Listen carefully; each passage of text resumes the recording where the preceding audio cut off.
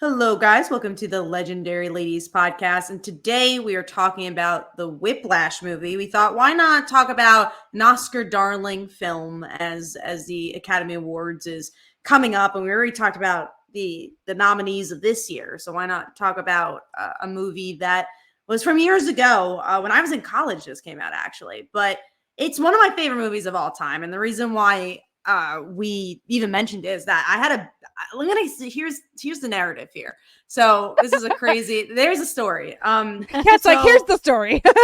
Here's the story. I really love this movie. It's just one of my favorite movies of all time. I saw it when it came out. I remember in college I saw the short of it. So there's a short of that scene of of J.K. Simmons and Miles Teller saying, "Oh, not quite my tempo." That it's a 10-minute short, and then that got picked up to be a feature. So wow, really? I remember watching that in college and being like, "Oh, I really like this short. I want to go see the movie." And then I watched the movie and I was blown away by it. Anyway, so I told my friends I want to watch Whiplash really badly. And then, my friends have to be a little difficult. And they're like, no. And one of my friends, Marianne, she was making like crazy things that would have to happen. Like, this has to happen for me to watch Whiplash. And then, time has passed and we keep mentioning the things that have to happen for me to watch Whiplash. I'm like, well, this is never going to happen. We're never going to watch Whiplash. We had a game night one night and we're playing Risk or something, and I was winning, or they needed me to be in an alliance of some sort to win. And Marianne's like, "I'll watch Whiplash if you do this." And I was like, "No way." She's like, "You're gonna do this for a game? You're gonna do it for this?" She's like, "Yeah, I'm gonna do it." I was like, "Okay, fine." So I do the thing in the game, and then we end up watching Whiplash, and they loved it. They really enjoyed the movie. So it's been a long haul, like a year. I'm telling you, it's been a year for them to watch this movie. And we sat down one day, we planned it. How long has it been on Netflix? I feel like it's, I want to say it's been a while, but I'm not sure. Ooh. Yeah, I also kind of felt like it had been pretty newly on Netflix, but it started popping up on like the upper banner, and that's what got me to even think about us recording this. Is it had popped up, and I was like, "Oh, Kat was just talking about that." I didn't realize it came out in 2014. Yeah, so it's like literally 10 years ago. Yeah, like I had no idea. I assumed it was recent or new. That's why I was so shocked. Amy was actually the person who's like, "Let's watch Whiplash." I was like, "Yeah, that's okay." The story. Yeah, that we will talk about it, but I will start by saying it is one of my favorite movies of all time. But it's also maybe not for Amy. So we'll wait. We're gonna see Morgan's first thoughts first, and then we'll go to Amy's initial thoughts on the movie. Wait, but hold on, Kat. You didn't explain why it's your favorite movie, and that's what I need to hear. I want you two to convince me. Things. Okay. What about this film is? Oh yeah, go ahead. I did want to pop in with a fun fact because I did do some Googling. You're not wrong, Amy. It does look like Whiplash just came to Netflix in November 2023. Okay. So it's only been on Netflix for like 4 months or so. Okay, so it's relatively new. Okay, so Kat, talk about why is this movie one of your favorite movies? I love character pieces. I love when people are trapped in a room with each other and they just talk about their feelings. I genuinely feel like this movie's a masterpiece. If you see from the beginning of the movie, starts with, with the drums. It starts with, I don't know the jazz lingo, if it's like a specific, there was a specific type of drumming he did. And Marianne, even when, yeah, there you go. Double time swing. And Marianne even mentioned, I asked her like, "Oh, did you like the movie?" And she had no comments yet. So I was just like, she's like, "Oh, well, I like that it ended with a double time swing and it began with one." I was like, "Well, that doesn't tell me anything." It's like, that tells you everything. I love the movie. Like, I think it's like, it really, it was interesting. And she said she gave it like 5 stars. But no, I genuinely think it's a masterpiece because it makes you, it is the most thrilling movie you will watch. And because the movie is about drums, it makes your heart beat like throughout the whole movie. You're on the edge of your seat. And I just think it's just a really wonderful character piece, because if you look at it from the beginning, and if you just look at it from a surface level, it's about this relationship of a bad teacher and a student who just kind of takes it because he wants to strive. But really, it's a movie about perfectionism, about if you want to be perfect, where does that take you? Where does that take your life? And that's something I really, really enjoy about this movie. It's this idea of trying to be perfect, and is that even possible? As someone who strives as a perfectionist, I could I fair. really, really enjoyed that aspect of like, okay, if you love your craft so much, can your craft hurt you? You know, and that's something you really see here. And one of my favorite scenes in any movie is, you know, spoiler alert, the car crash, because they set it up too. They set up the car crash where someone dies in a car accident, and then bam. First of all, thriller wise, you're like, whoa, oh my God, that just happened. Because again, you're getting the beat of the drum the whole entire time. But then also he gets up and he doesn't care. He wants to play the drums, and he does anything to play the drums, and he ruins a lot of relationships because of it. And I love the ending of the movie too, where we get to see, I love an open-ended film. I like when you get to craft your own story. And the whole movie is about this relationship again between teacher and student. And all he wants is his approval. That's all he ever wants is his approval. And he kind of gets it in the end, but he doesn't, because we end on the scene where Miles Teller's character is looking at him, and you're not allowed to see the smile, and it cuts. I think the coloring for this movie, the editing for this movie, everything it's a masterclass in filmmaking. And that is why I love this movie. I think it is the perfect film. I think that the tension through I've rarely watched a movie that makes me so anxious and that has so much tension throughout the whole movie. And I thought that they did such a good job of, like you said, like the tension really never lets up. They don't really, usually, you know, there'll be a couple tense scenes and then like the movie will sort of give you like a little bit of a release valve. And they never do that in this movie. No. It's just like from one tense, terrible situation to the next. But I thought it was really, really well done. I mean, I can see why J.K. Simmons won an Academy Award for best this. role. It's such a good character. And like every part of that character was so believable to me. The second he walked in his too tight black t-shirt, and then like at one point when he comes in with like the little douchey hat on, I was like, yeah, no, I've met that guy. Like, I know that guy. Like 100%, this is a believable character. And I think that just like the way that you would see like little moments of him being human, or, you know, talking to the little girl and saying, you know, when you grow up, you be in my orchestra, even though and we're all like, no, don't. You're like internally you're screaming, no, that's not what you want. But like earlier in the movie, you see him make a very misogynistic comment to one of the female performers, and you notice immediately when Miles Teller finally makes it into that band, there are no women in that band, and that doesn't feel accidental. So like this is not a good guy, but like you see moments of his humanity, like when he's talking about the student that he really liked and who he thought was really great, who he kind of drove to suicide, it turns out. But it's like this idea of this guy who like is living by his own code, but like is kind of not in touch with like how normal like regular people interact, and that like screaming at somebody like right in their face and like playing psychological like mind games with them is actually probably not going to get their best performance out of them.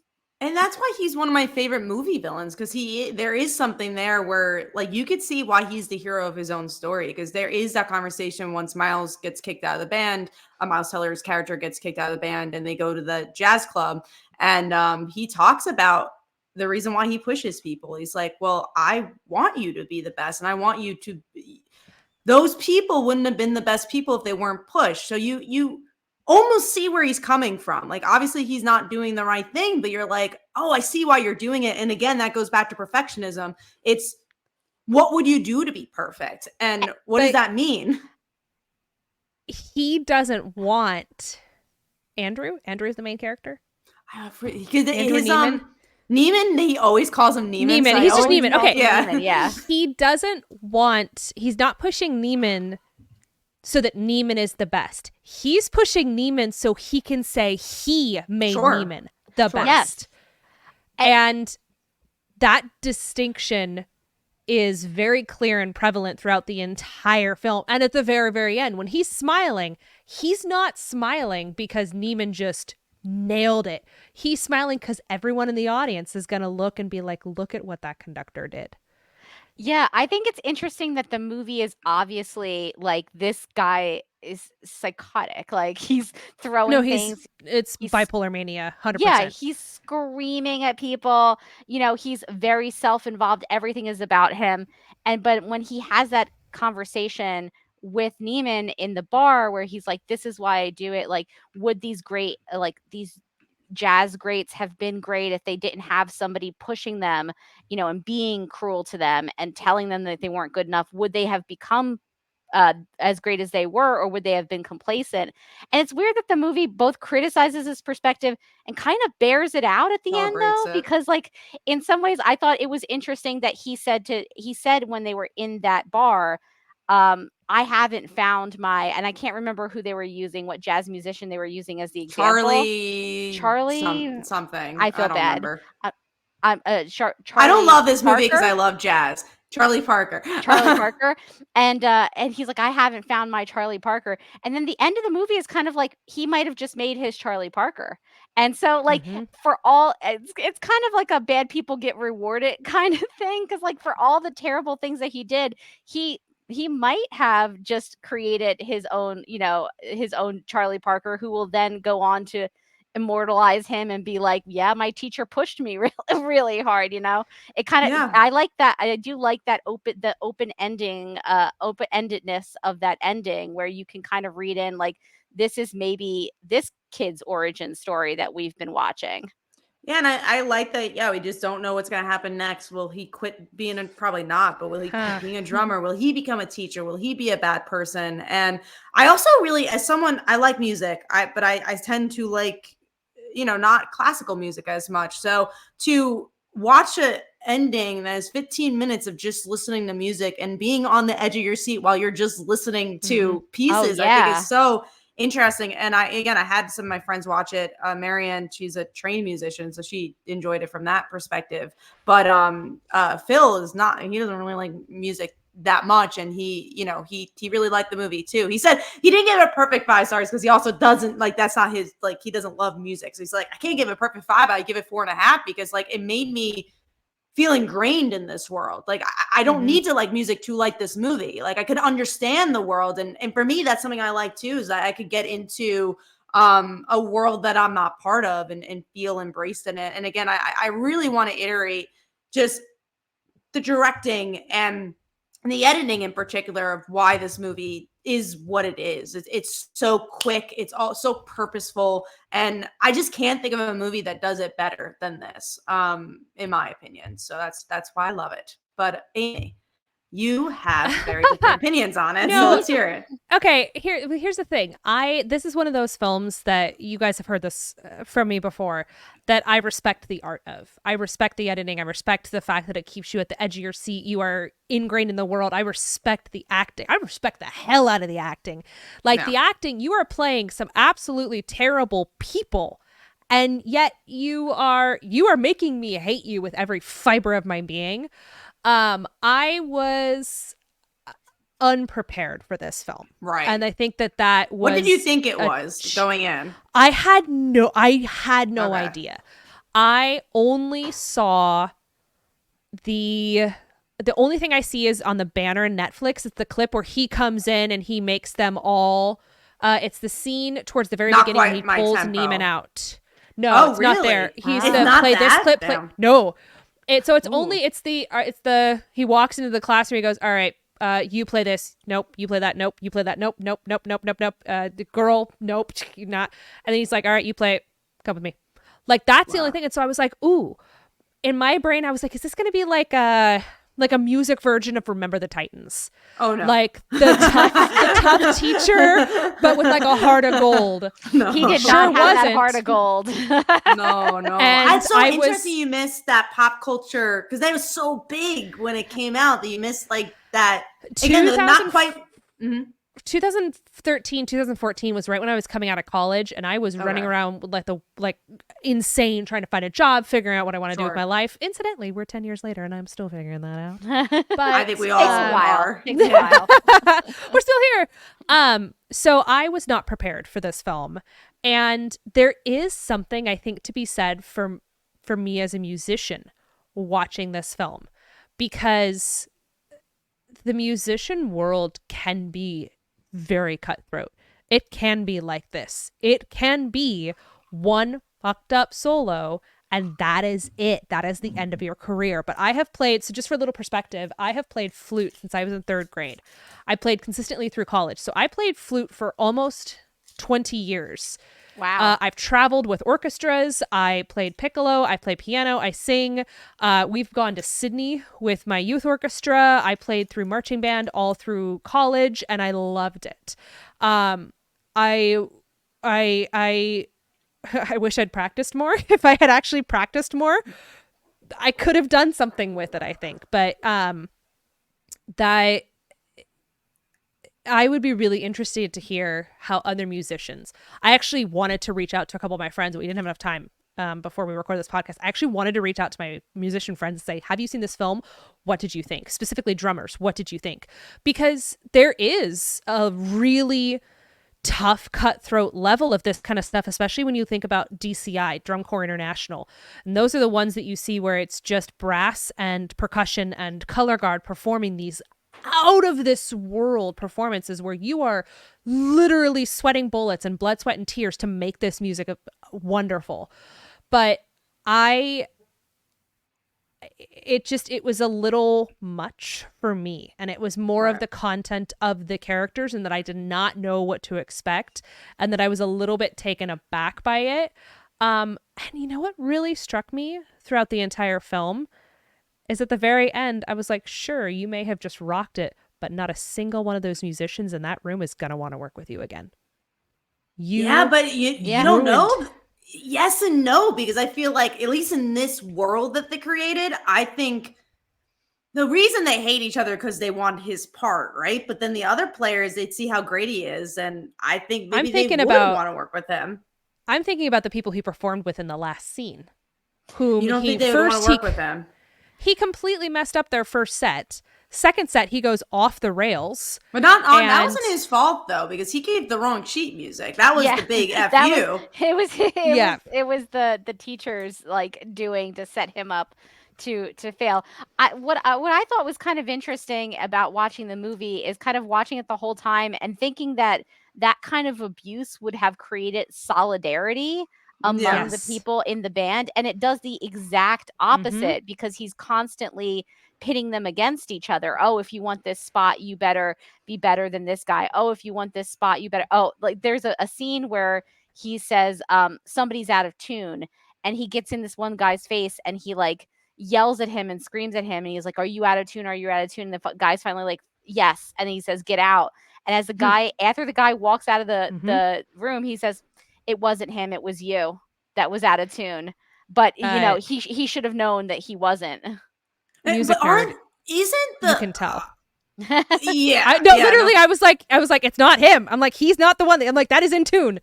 But sorry, Kat, say what you're gonna say, and then I'm gonna contribute something in that. Yeah, no, real quick. I think that's something, the brilliance. I kept talking about the directing and editing, but that's the brilliance of the script too. The words and the acting obviously plays a part. It just moves you so well, and I just again, I can't think of a script that just keeps you so invested in everything this guy has to say, because it's just and I think it's just it's an orchestra, right? Everything is singing and is all playing in tune, where you can say, okay, directing is great, the script is great, the acting is great, and it's just all there. And I think that's what works so well about this. But yeah, I can't think of a script that moves me as much as this does, because that scene is so brilliant. It's just it brings you from the beginning to the end. It's like, well, what is gonna happen? Who is in tune? Who is not? It just it engages you the whole entire time. You're never bored with this movie. There's no moment that lets up. I think that's the word that hits me, because hearing you say it moved me, that I'm like, no, engages me, that hits, because you don't think it moves you. Oh, it moves me to hate him. Interesting. It engages me in a way because I want this character to somehow be redeemed, and that is a fundamental anybody. Okay. The main character or the teacher, anybody. I personally feel like Neiman's character regressed to a fault. He went from being a character who had a passion for his music to being a character who had a passion for no more than making someone else impressed. Like, all he wanted to do at the end was to make his teacher impressed. He lost his joy for music, and that impacts me. And and go ahead. I was just gonna say, I think and this is where we're on the opposite sides of the spectrum. I like the realism of that. When you do have a job that's your hobby, sometimes that happens, and not every day, but it's just like sometimes you lose like, okay, so why am I doing this? And and some days you don't. But I think I love the realism of that. Like, that's perfection. Again, the whole movie, I think I keep saying this because I feel like most people think the movie is about this teacher and student relationship, but it really is not. It is about Neiman. It is about how he wants to be perfect. And his teacher is just the goalpost. He does want to make him happy, but it's because if he makes him happy, he's perfect. And that's the thing that moves me. I'm not just engaged, I'm moved because he's not perfect. And I love a character that, and again, this is literally a conversation in writing in general, where there's some writers like, well, I don't want to see real people. I could go in the street and see real people. But then I like writing when you do see real people. You see cracks, you see the morally gray, because we're not perfect people. Even though this whole movie is about perfectionism. And I personally love that. But Morgan, you seem like you want to. Yeah, no, I was gonna say that's kind of what I like about it too, is that I think, yeah, we see how the teacher is so abusive and honestly such a terrible person. But I think as you go along in the movie, you kind of realize Neiman's not a lot different than this guy. No, he's pretty terrible. Neiman is this guy, as a young man, kind of like the only thing that Neiman really cares about is being the best drummer there ever was. And he doesn't care about that. It seems as we go along in the movie, he does love his craft, and I think he does love music, but it's not like, I love music so much, I want to share that with the world. I want to do this, I want to be great because I love it. It's, I want to be great because I want them to still be talking about me in 50 years. I want to leave a legacy. I don't care if anyone right now likes or cares about me. I only care about being famous in the future. And I feel like that you can definitely see in J.K. Simmons' character too. Like, he doesn't really care about Neiman. He doesn't care about any of the students really, except as vehicles to greatness. And I think he almost cares that he didn't get fired. He cares, but he doesn't care. He doesn't. He doesn't. Not if ultimately Neiman succeeds, he will have succeeded. All he wanted was his poster child. Yeah, and I think in some ways, those two characters, as you go along in the story, you realize that their goals aren't that different. They're sort of images of each other.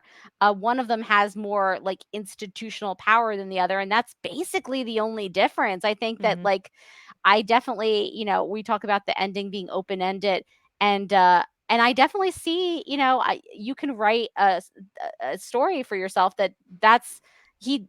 Neiman just becomes J.K. Simmons' character in like 20, 30 years.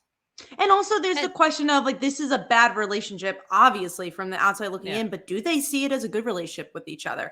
Toxic, yeah, but honestly, I think in the end of the movie, they're gonna be like, he was my best bud. He made me who I was.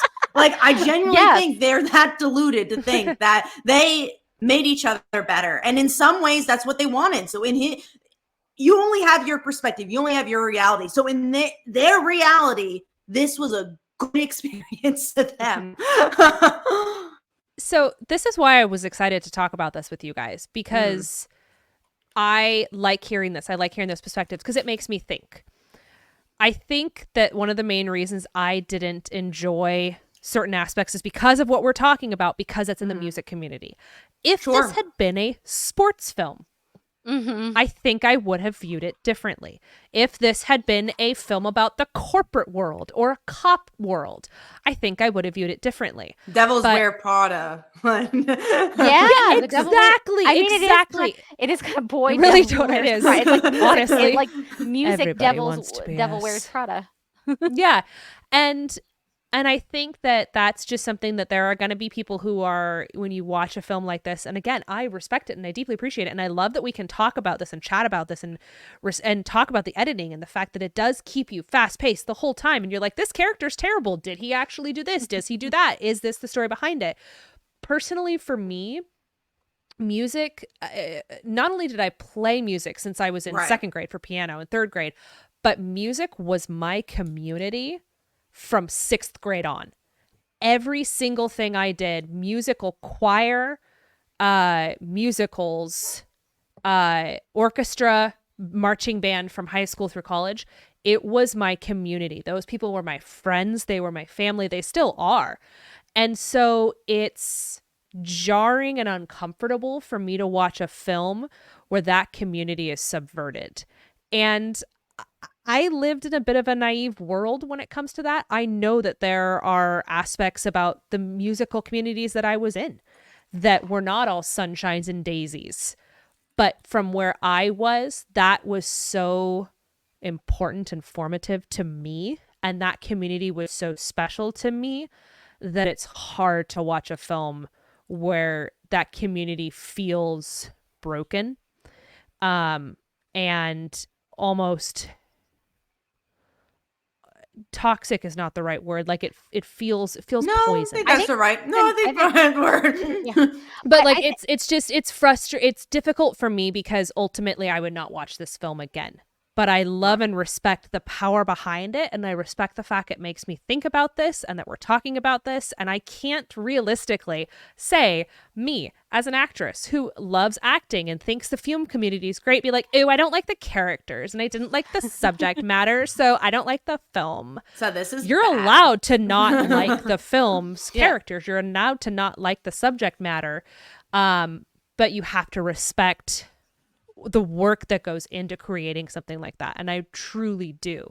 I just would not choose to watch this again. Yeah, I think as much as it's a movie about perfectionism, which I completely agree with, like the perspective is if you're not the best, why even do it? Basically, like it's like, and you're taking something that is usually people do joyfully. They do because they love it.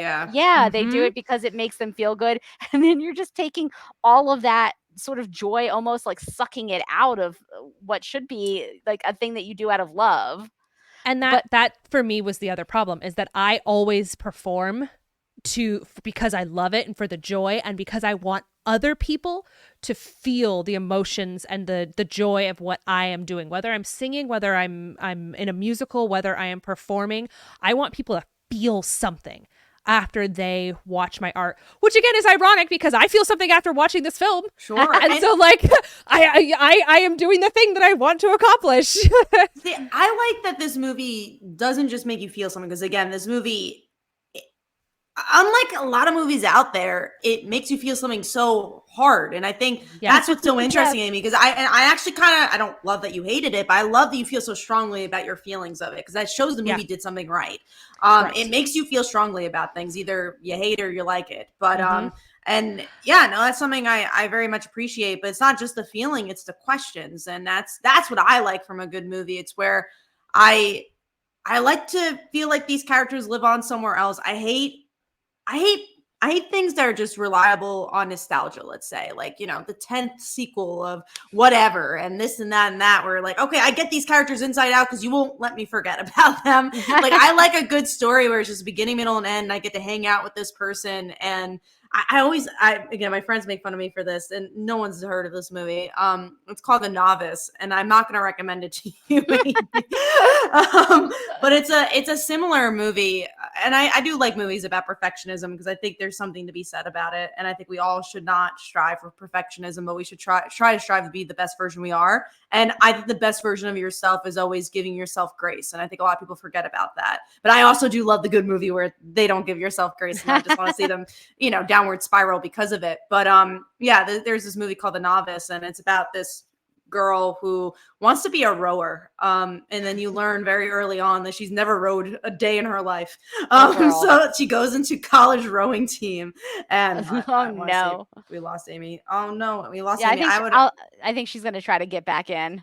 She wants to join this college rowing team, and she just rows all day every night to I think Amy's coming back in now. So Amy, I was talk about the rower movie. So I was telling this to Morgan that so this movie is about this girl who wants to be a rower, but has never rowed a day in her life. And she goes into her college rowing team. She's like, well, I want to be perfect at this, so I'm going to row wherever I can, even though all these people have been doing it for 10 years, I'm going to be the best. And I just like a good movie where you just get to in people's heads. That's just the type of movies I always enjoyed, is like character pieces where you just get to figure out who this person is. And then by the end, you might not know all of them, but you get a little picture. And we talked about it with May December too, where I liked that movie because you also had some questions in the end. You're like, wait, there's some stuff here where you're like, what does happen to those characters? Leave me wanting more. That's a good story. Don't leave me wanting, like, I wish this was over. I think like May December, a lot of this movie is also just about abuse. It's about institutional abuse. Like you ask yourself so many times, like, why are they putting up with this? Why don't they all band together and rise up against this terrible teacher? Is that as interesting of a movie though? Because it's like, oh man, that's it almost feels like a sellout, an inspirational story. But I think I think you can understand the reason why is because first off, he has all the power. He can expel you from the orchestra, and that means they make the stakes pretty clear. That means that you probably don't get into a professional orchestra. And this is such a small career, and it's such a narrow path to make it to a professional setting that, like, this is the stuff that you have to put up with. You have to put up with a man throwing a chair at your head as you try to drum, and it's bleeding. Your hands really bleeding, drumming until you bleed. And I think you can kind of see why these kids put up with it and why they go through it is because, like, where is their power to stop it from happening? And I thought that was really interesting too, is like somebody watching it from the outside being like, escape, he's a bad dude, get out of there. Is like, well, if your whole life you want it to be in performing on Lincoln Center, and this is your one opportunity to do it, you're probably going to put up with a lot of abuse to get there. And I think you can really see that in society and life when stuff comes out about the different abuses in Hollywood and all of that stuff. It's like,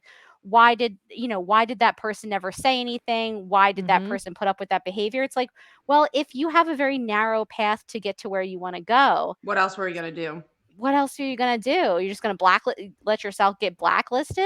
Yeah. And you worked 15 years for it, and you're like, oh, well, this one thing, Exactly. Yeah. And like at such a high level too. Like this kid's entire life was drumming. What was he supposed to do? Be like, that guy was mean to me, I'm out? Yeah. That's what I would have done, but like and also his whole life is drumming. So and that's the whole idea too, is like when your identity is wrapped into something so much, one thing. Yeah. What do you do? Like, okay, he doesn't drum the next day, and you saw what happened. He was miserable. He didn't have an identity anymore. So then there's the question of that. It's like, well, if I quit, who am I? And that's a very American thing too, which I always find very interesting, because America in general is a very individualistic community. And then you look at other cultures, and it's all about like joining together and families and more about community. So that's also really interesting. It's a very American movie where it's like, my identity is this thing, and that's it. I have no other worth besides this thing that will make me money. At its core, it's almost about selfishness. Oh, it definitely is. America's selfish. And so that's that is what it makes me think of. So it's one of those strange films where I sit there and I go, I don't like the characters. And I think about it maybe also in the terms of like music for me. If I think about, I heard that musical piece, God, I really didn't like it. But man, I love the orchestration of that, or I love the way it was conducted, or I thought that solo was really well done. Even if I don't like the overarching piece, I can still enjoy bits of it. And so I can still enjoy the art of this, and I can still understand and embrace and respect all of the things that go into the film. It just wasn't a film that I think I would say I enjoyed. Right. Yeah, and probably not something you'd want to revisit. Correct. And it was again, but I would be curious. I know that we have musicians who listen to this podcast.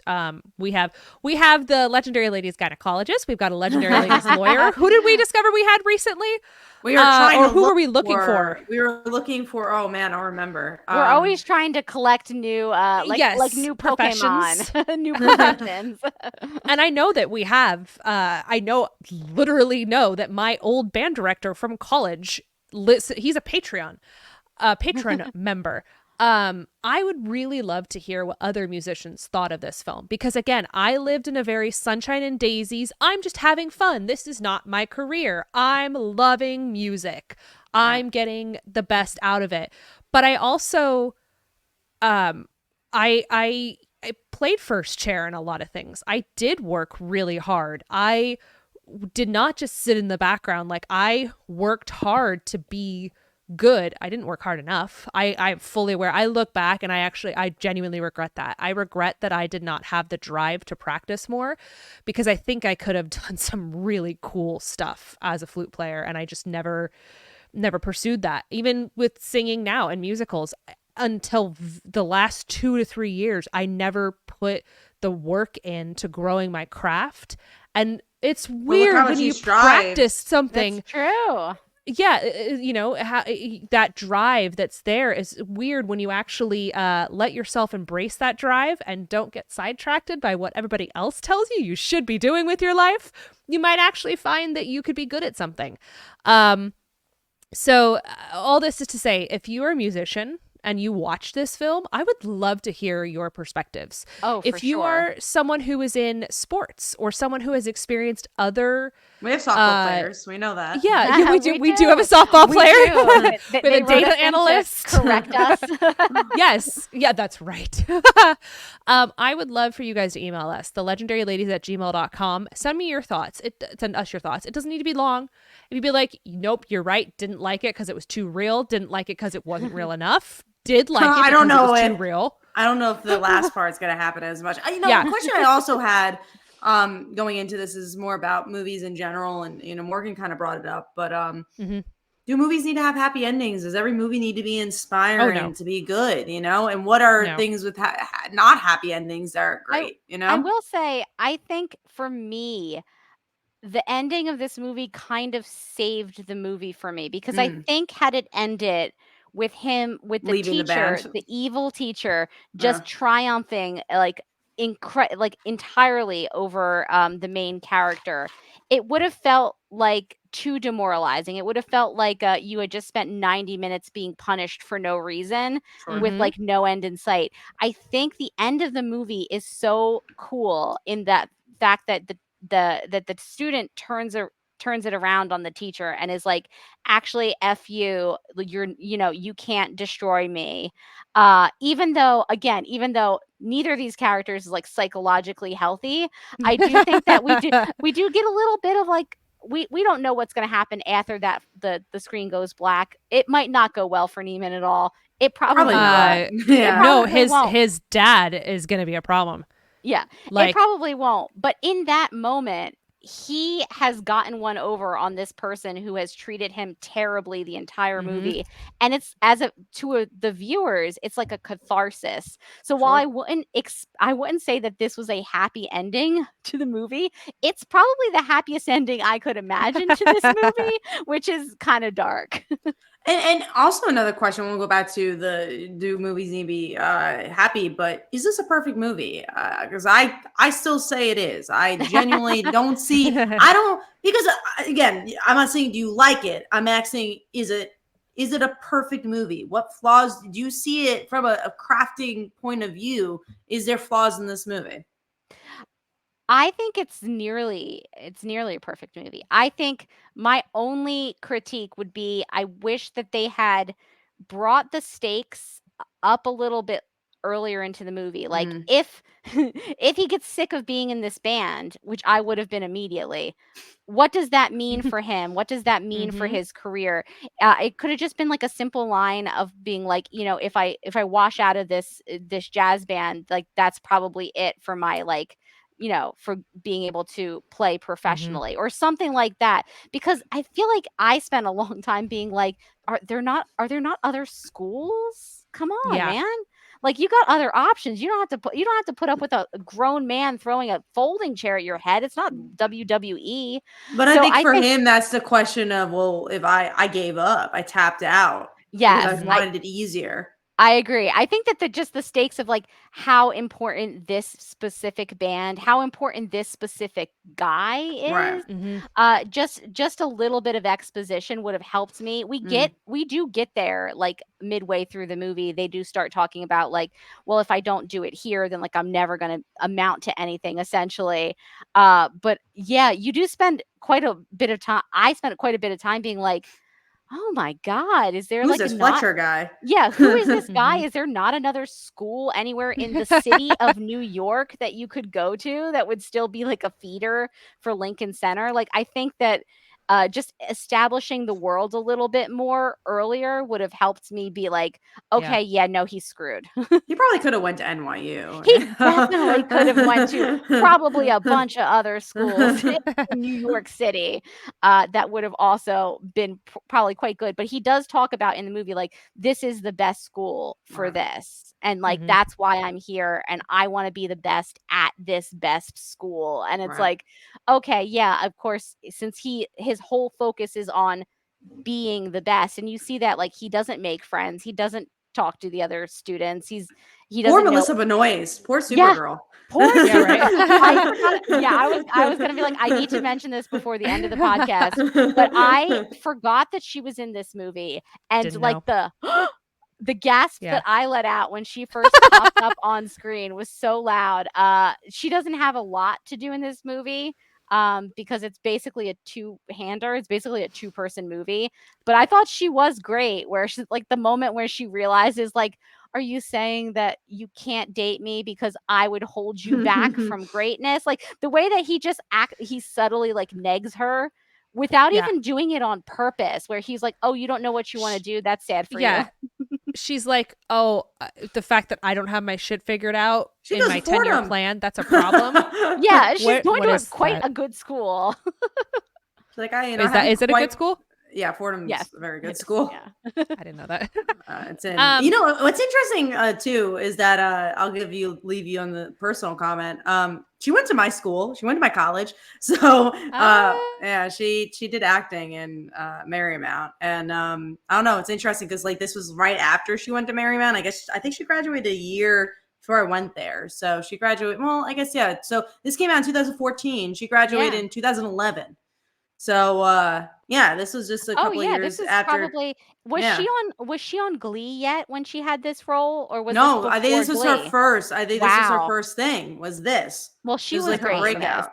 Yeah, because I think she's on Glee after that. Maybe I'm wrong. You guys, you Glee experts should let me know. But I'm pretty sure this was first. Glee fanatics, write us in. Let us know what the order was. But yeah, no, I thought she was great in this. She doesn't have a lot to do. But what she does, I think it reminded me very much of, and I can't remember the character in the actress who plays the character, but the girl in The Social Network that basically like tells Mark Zuckerberg he's a jerk to his face. Believe it or not, I have seen The Social Network, but like when it came out, and I remember only hating that movie. That's all I remember about it. Is this is boring and I hate it. It very much reminded me of that moment where she's like the audience's insert character to be like, what is wrong with you? And then just kind of walk away, and you're like, good girl, get out. Yeah. She could have been lying about that boyfriend too. She just literally does not want to see. Yeah. Bro, when he called, I really wanted him to start talking and her to be like, I picked this up just so I could tell you to never call me again. Right. Like, I wanted her to be like straight up, nope, bye. She was much nicer than I think I would have been under the circumstances. Where I would I would have been like, never, fuck no. Never. I don't think I would have answered. I think I would have been like, leave you on red there. Seriously. As far as your question earlier, Kat, about whether or not movies need happy endings, I think for me, the answer is no. But is there examples? Interestingly, I have a lot of historical fiction examples. Okay. Atonement, The Duchess. Oh my God. Atonement. Cold Mountain.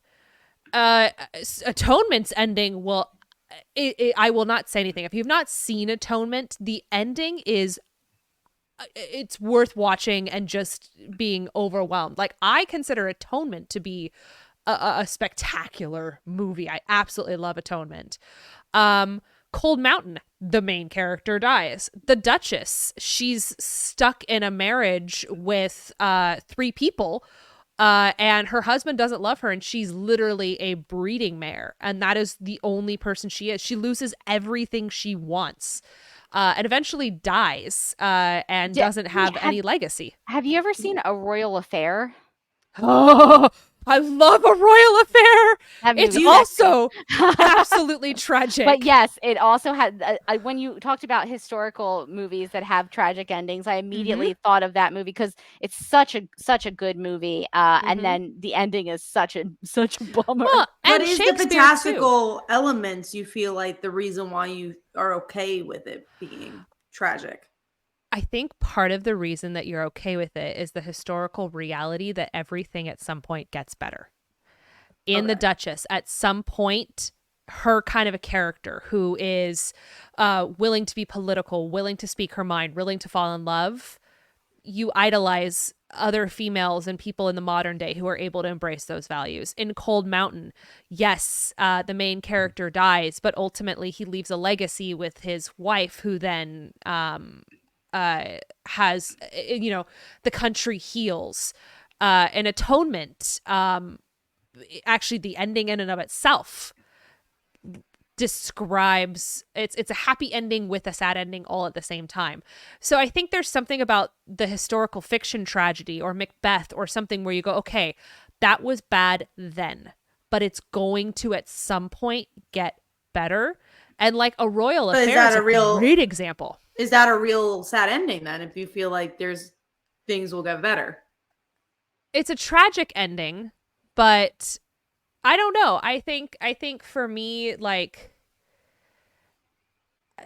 that it's I think there's a difference between a sad ending and a tragic ending. I like, in my view, a tragic ending at some point, like, it served a purpose. Think about Romeo and Juliet. That tragic ending serves a purpose.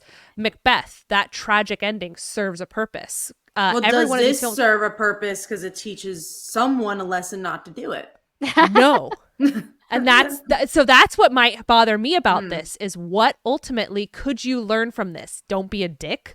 Like, don't accept this, because ultimately you learn not to try to be perfect. Yeah, I think you know what movie this kind of reminded me of, and I don't know if you guys have seen it. It reminded me of Black Swan. I have seen Black Swan, yeah. That, like, drive to be perfect can literally, like, drive you crazy, basically. Or die. Depending on how you read that ending. But here's the thing. Neiman takes it from this guy, lets this guy shove him around, and in the end, yes, he stands up for himself, but he's still under the thumb of the good guy. So it's almost, what's the word I'm looking for?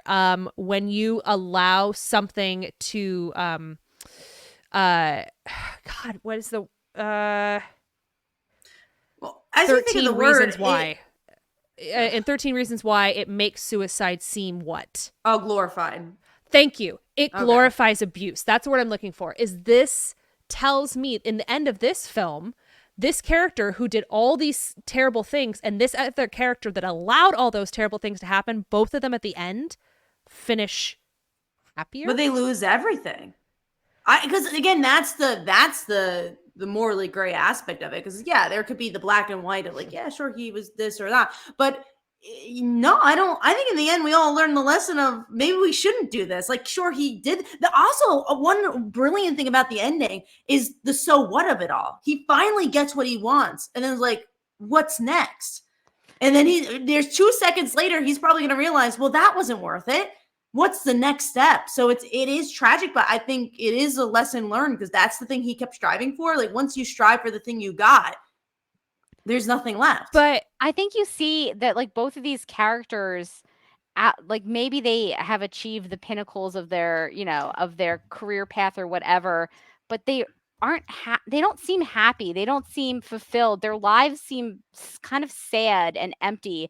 And other than this one thing that they have spent their entire life striving for, they don't really have anything outside of that. Like, J.K. Simmons' character doesn't seem like a particularly happy, well-rounded guy. No, not outside at all. of the classroom. It's not like he's like some great guy, and then inside the classroom he becomes a monster. Like, outside of the classroom, he doesn't seem like he's got much going on. Honestly. There's supposedly a deleted scene where you see him in his apartment, and he's just like eating a TV dinner. He's just seeing him in his apartment. But, like, that feels right for that character. Yeah, that does. Like, it does. He spends all his time in, like, outside of class where he teaches jazz, in jazz clubs doing jazz. It's like, does he have any other things going on in his life? And the answer is no. And, like, you see that's exactly where Miles Teller's character is going too, because he hasn't developed any outside relationships or interests at all. And I guess that's where I'm trying to draw the line, where it's like, yeah, Romeo and Juliet ends really badly for them. They die. They're dead, and they misunderstand each other. They're like, wait, is this what you did? Nope, you did that. And oops. And I feel like that's what this is too. It is a tragic story that teaches a lesson.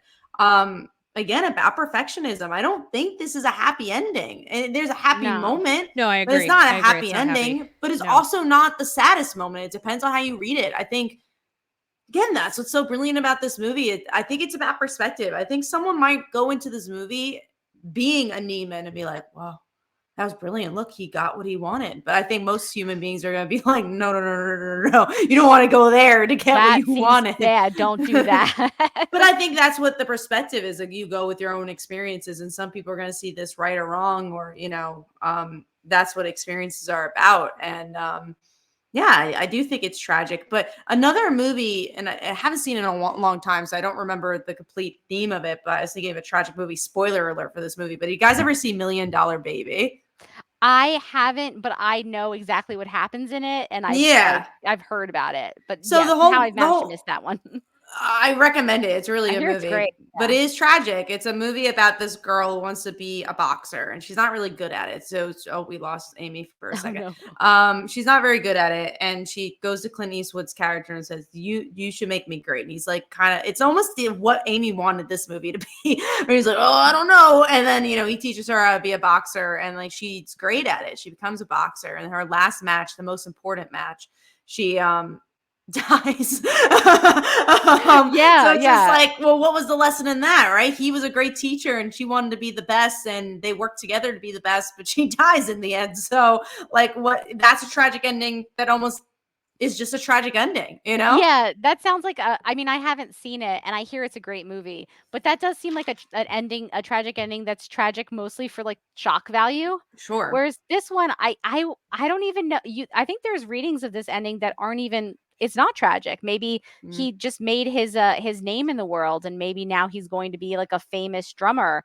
But I think it is a cautionary tale about being so obsessed with something, being so focused on something that you lose every other aspect of your life. You, like, kind of lose yourself in it. Mm-hmm. Yeah, I could see that. I could see it as a cautionary tale.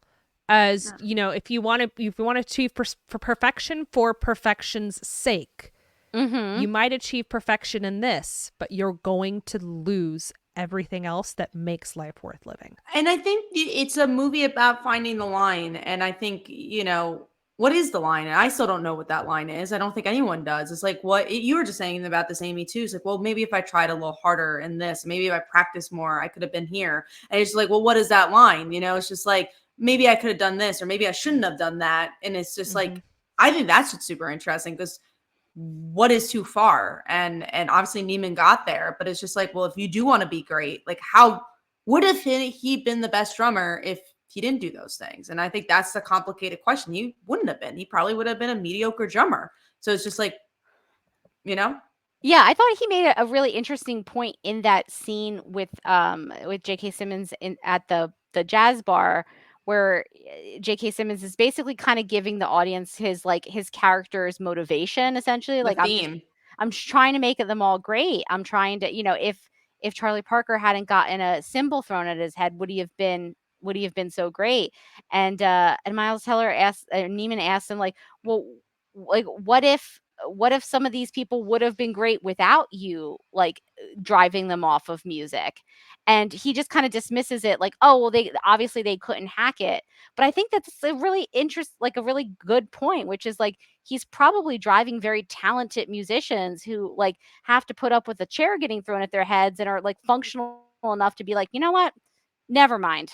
I'm not going to deal with this. But maybe they could have been the next Charlie Parker, and maybe he's discouraging these great, all-time great musicians by treating them like this, and actually burning them out from their love and their joy of music. And maybe that's the reason he's never made a Charlie Parker before. Yeah, and 100%. I think that's the question too of, like, well, what is talent, right? Like, there's things you could be instinctively good at. Like, you're a really good storyteller since you were young, right? But unless you practice, you're not going to be a great storyteller. You might really like music when you're young, but you never played the piano before, so you're not going to be a good pianist if you don't. So it's like, again, that's the big question of where's the line, and what is instinctively in you. Like, he's obviously instinctively loves music, but then what is something that you find along the way? How far do you go? And I think that's a point of life, is trying to figure that out. What is the line? What's the balance? I think that's what we all try to figure out in life, is like the balancing act. That's, again, and I think this is a very American tale. And I think that's what's so interesting about it. Because if you talk to someone in Japan, I think they're going to have a really different opinion on what life goals are, or what life means. This is a very capitalist driven story, which I find very fascinating. Yeah, it's a very, I think, a very American kind of story. Although obviously this stuff happens in all kinds of cultures. Sure. The perfectionism is not just for us. But yeah, I would agree. Actually, have either of you guys seen, and this is more of a comedy, but it does kind of talk about, like, the cutthroat world of orchestras. It's Mozart in the Jungle. It's an I've never seen it. It's an Amazon Prime show. Mike got me to watch it. We never finished the last season, but it's quite good. And it is a lot of, like, how hard it is to be in an orchestra, how tough the stakes are. And it's much gentler because it's a comedy, and this is a heart attack. But not even a drama, just a heart attack. This is a panic attack. But but I think, you can kind of see that the state, when your industry is small and the top of it is narrow, like, the things that you have to kind of go through to try to claw your way in, and how stressful that can be, and how much singular focus you need to be able to make it to that level. Yeah. Well, I'll leave it off on this, because I think we all gave our opinions on what we thought of the movie, but this is proof of why this is my favorite movie. It brought so much conversation, and it was a really easy hour to fill, and I think we could have went even longer to continuously debate about what this film is about, but that's why I like movies and why I like storytelling. So, but any other final thoughts about the movie before we wrap up? All right, I think we are good. So let's go around the table and see what's coming up from everybody. So, Amy, anything you'd like to plug? You guys can find me on Instagram, Amy_HYP, Amy_hip. I don't have anything going on at the moment. That sounds really promising. It is actually not. I feel like it's a matter of time until you're announcing something, though. So that's why I hope. That's true. I hope. There's a couple cool Shakespeare things going on in the summer that I'm hoping to audition for. But we shall see, because Shakespeare in the Vines up in Temecula is doing Julius Caesar and King Lear. And I'm so excited. So we'll see. Morgan, what about you? you can find me as a co-host on Supergirl Radio, where to better understand the recent DCEU animated movie Crisis, which we did not care for.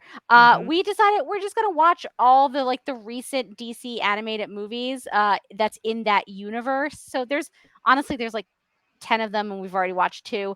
But we're gonna go on a little bit of a journey the next month or so, and hopefully they're better than Crisis. I hope you find one good one. I will say, if you haven't seen The Death of Superman, that one was pretty solid. Oh, nice. Yeah, that was I've given up since then, but I remember liking that one. Yeah, and for me, I got my Kickstarter Nightmare in Wonderland. It's doing well. It's the follow-up to Beast in Snow. It's about Alice from Alice in Wonderland being an assassin, and she was childhood friends with the Sleeping Beauty, who ends up becoming a queen. They are ex-lovers who are now trapped in a nightmare version of Wonderland. So it's doing well. We're excited about it, and hopefully you guys could go check it out. And I think that's it for the show. Look forward. We got some Avatar stuff coming up, so I am very excited to talk about that. And remember, you guys can find us online, Twitter, Legends Patreon of the Podcast. We haven't talked about Patreon. Yeah, Patreon. If you are a Patreon member, you get to join us live for some episodes. You can. We did 2 recordings today, so you got an episode like a week ahead, 2 weeks ahead. Pretty much, some cool behind the scenes content. You could have heard me talk about the book that I was getting ready to read that ended up being 900 pages that I've not finished yet, but that not because I didn't want to. Actually, part of it, you guys know this about me, is that there's a really big emotional scene coming up, and I know it's about to happen, and I have to be like in that mood to read prepared, Yeah, I have to be prepared. Like, it's not something I can just read at lunch. There are a lot of things in this book I cannot just read at lunch. I was like, woohoo, gotta close that book. Blushing at lunch. No, I have been reading a book series on my Kindle at one point, and I'm like, and I was like, I gotta close this. And I'm like, nobody. I don't think anyone's gonna be reading over your shoulder, but we have pretty tight quarters. Like, if you're sitting, you can't help it. If you're sitting at the desk behind me, you look over, you'll be like, I see. And I'm getting older, so I have it pretty big on the screen. So I'd be like, that's an unsavory word. But yeah, Legendary Ladies, or patreon.com/thelegendaryladies. Email us, thelegendaryladies@gmail.com. You can also Instagram message us at The Legendary Ladies if you don't want to send an email, because emails are like so 10 years ago. Yeah, you can Insta message us, DM us, and musicians specifically, give me your thoughts on this film, which we didn't even touch on the actual musicality of the individuals playing in this film. I don't think me and Morgan would have had as many thoughts on that, which is why I didn't bring it up. Didn't Miles Teller like really play those drums though? Yeah. That's wild. That's crazy. He's a self-taught drummer. He's really good. No. I love Miles Teller. Anything he's in, I think he's fantastic. Go watch Top Gun. Go see The Spectacular now. Don't watch Fantastic Oh, that's what he was in. I was like, where is his face familiar? Top Gun. Yeah. Got it. Top Gun. All right. He's good in it. Oh, the new Top Gun is great. Which is really we were just talking about this. I've heard Tom Cruise is kind of a not great guy to work for, and yet I love every one of his films, and I can't help it. I feel like it's a long-term fact. Yeah, like I would literally be like, I think I hate you in real life, but I want to work with you. Like, that's a problem. He picks really good movies, but yeah, the Scientology is a little tough one. That's a tough one to look over. Yeah. Aliens are not saving us, guys. Not that we know of. They're real, but they're not. But you could save us by leaving us a 5-star review. Transitions like this are what you get for 5-star reviews. I hope that it's titled Transition. That's what I want to say. Yes. Well, thank you guys for listening, and stay legendary.